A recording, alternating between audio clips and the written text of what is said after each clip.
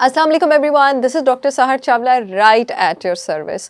मैंने कहा ज़रा 2-3 वीडियोस में कैंसर के बारे में बात कर लेते हैं। मेडिकल प्रॉब्लम है ये, और जब मैं पेशेंट्स डील कर रही हूँ कैंसर के, तो मैं आप लोगों से नॉलेज क्यों ना शेयर करूँ, और मैं आप लोगों की बहुत सारी मिसकॉन्सेप्शंस भी इन 2-3 वीडियोज़ में क्लियर करना चाहती हूँ।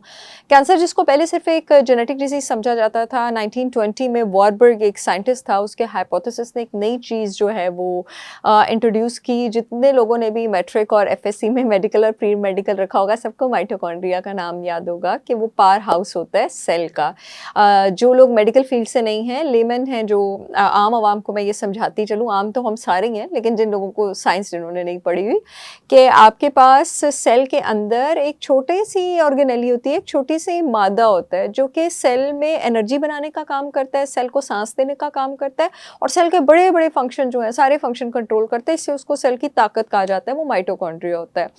तो आपके पास जब इस उसने जो ये हाइपोथेसिस दिया, और बाद में बहुत सारी रिसर्चर्स ने इसको कंफर्म भी किया कि इस माइटोकॉन्ड्रिया को जो नुकसान होता है, और उस नुकसान की वजह से सेल जो बगावत करता है, उस बगावत को कैंसर सेल कहा जाता है। यानी सेल की डी प्रोग्रामिंग हो गई माइटोकॉन्ड्रिया को। और इस माइटोकॉन्ड्रिया के डैमेज की बहुत सारी रीजंस हैं, लेकिन क्योंकि मैं न्यूट्रिशन पर बात करती हूँ, और मेरी पोस्ट ग्रेजुएशन भी न्यूट्रिशन और बायोकेमिस्ट्री में है, तो मैं उसी एस्पेक्ट को डिस्कस करूँगी। One of the many reasons जिसकी वजह से स्ट्रेस भी हो सकता है आपके पास, एनवायरमेंटल टॉक्सिन्स भी हो सकते हैं आपके पास, जीन्स की वजह से भी माइटोकॉन्ड्रिया डैमेज हो सकता है।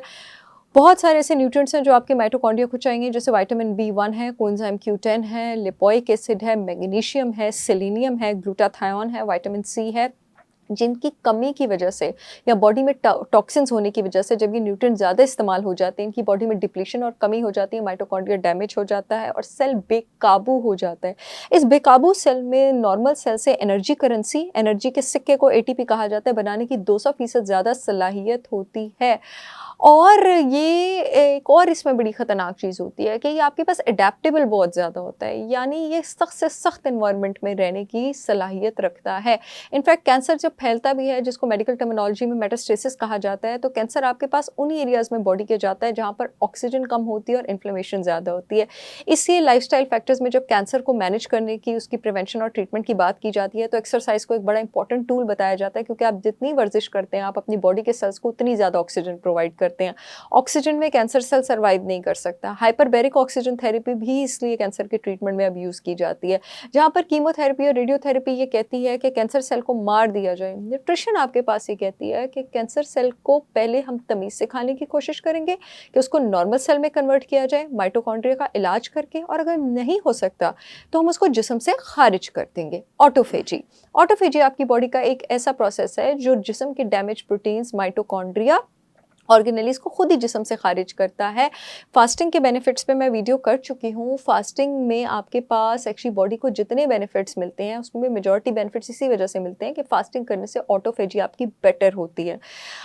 लाइफस्टाइल फैक्टर्स में एक्सरसाइज और फास्टिंग, चाहे आपको किसी भी तरह का कैंसर है, आपको फ़ायदा पहुँचाएगा ही पहुँचाएगा।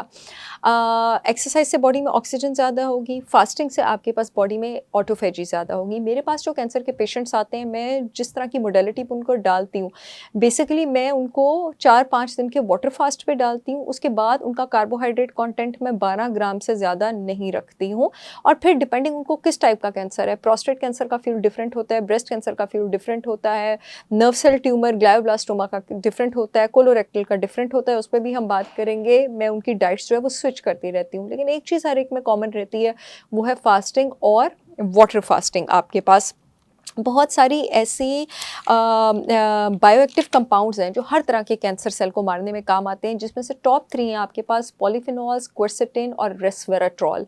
ये अल्लाह ताला के बनाए बायोएक्टिव कंपाउंड्स हैं जो जिस समय कैंसर सेल को मार सकते हैं, और ये तकरीबन स्विच में भी चाहे आप कैंसर पेशेंट को डाइट दें, ये हर डाइट में मौजूद होने चाहिए। और इसमें आपके पास कौन कौन से खाने आ जाते हैं जी? रेड पेपर्स आ जाते हैं, टोमेटोज़ आ जाते हैं, प्याज आ जाते हैं, केल आ जाता है, स्पिनच आ जाता है, टैंड या वाइट मशरूम्स आ जाते हैं, आपके पास मूली आ जाती है, येलो कद्दू आ जाता है, आपके पास एरुगुला एक हर्ब, बहुत जल्द मैं भी लॉन्च करूँगी अपनी ब्रांड होलिस्टिक विजडम बाय सहर चावला में, वो आपके पास आ जाती है। ग्रीन बीन्स आ जाते हैं, एवोकेडो आ जाता है, एस्पैरागस आ जाता है, और बेरीज आ जाती हैं। हैं।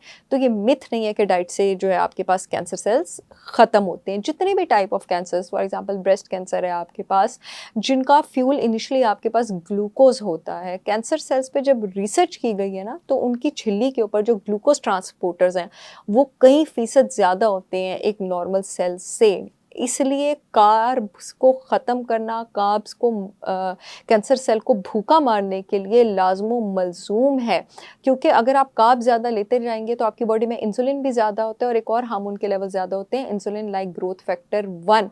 आपके पास रिसर्चेस ये साबित करती हैं कि कैंसर सेल बड़ा भूखा होता है इंसुलिन लाइक ग्रोथ फैक्टर 1 का, और उसके ऊपर उसके बहुत सारे रिसेप्टर्स होते हैं, और अगर आप उसको फीड करेंगे वो और ज़्यादा ग्लूकोज लेगा और सेल का साइज़ और ज़्यादा जो है वो बढ़ेगा।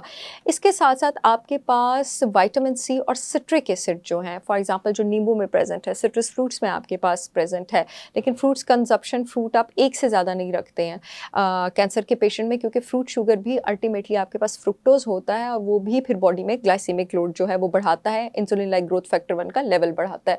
जो सिट्रिक एसिड है, जो विटामिन सी है, वो बॉडी में एक एंजाइम को ब्लॉक करता है, जो कि मैं बहुत पढ़ा चुकी हूँ मेडिकल कॉलेज में, फॉस्फोफ्रुक्टोकाइनेज़ PFK1। ये फॉस्फोफ्रुक्टोकाइनेज जब ब्लॉक होता है तो जो ग्लूकोज के इस्तेमाल होने की साइकिल है, शुगर के फ्यूल का इस्तेमाल होने की साइकिल है, ग्लाइकोलिसिस, वो भी ब्लॉक होती है और कैंसर सेल का सांस बंद होना शुरू हो जाता है। मैं आप लोगों को ये खुशखबरी सुनाती चलूँ कि इस वक्त मेरी brand holistic wisdom by Sahar Chawla ने ऑटम सेल लगाई हुई है, जो कि अभी 2 दिन के लिए चल रही है। कल रात 12 बजे तक है। सारे प्रोडक्ट्स पे फ्लैट 20% ऑफ है। आप लोग इस वक्त मेरे ऑर्गेनिक प्रोडक्ट्स जाके ऑर्डर कर सकते हैं। सिर्फ 2 दिन की सेल है। www.holisticwisdombysaharchavla.com पर पूरे मुल्क में शिपमेंट हो रही है। मुझे उम्मीद है ये वीडियो आप लोगों के बहुत काम आएगी। I will see you again with yet another informational video. तब तक के लिए अल्लाह हाफिज़।